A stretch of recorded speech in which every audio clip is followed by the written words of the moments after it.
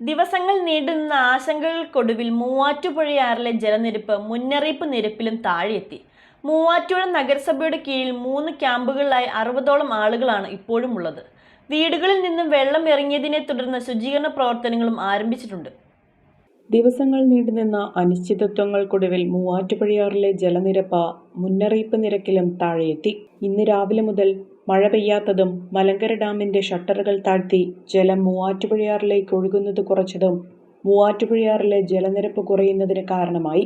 അതോടൊപ്പം ഇലാഹിയ കോളനി, കൊച്ചങ്ങാടി തുടങ്ങിയ താഴ്ന്ന പ്രദേശങ്ങളിലെ വീടുകളിൽ കയറിയ വെള്ളവും ഇറങ്ങിയിട്ടുണ്ട്. മൂവാറ്റുപുഴ നഗരസഭയുടെ കീഴിൽ 3 ദുരിതാശ്വാസ ക്യാമ്പുകളാണ് പ്രവർത്തിച്ചു വരുന്നത്.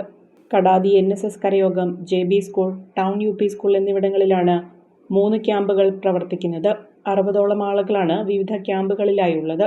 വീടുകൾ ക്ലീൻ ചെയ്യുന്നതിനുള്ള നടപടികൾ നഗരസഭയും സന്നദ്ധ പ്രവർത്തകരും ചേർന്ന് ആരംഭിച്ചിട്ടുണ്ട്.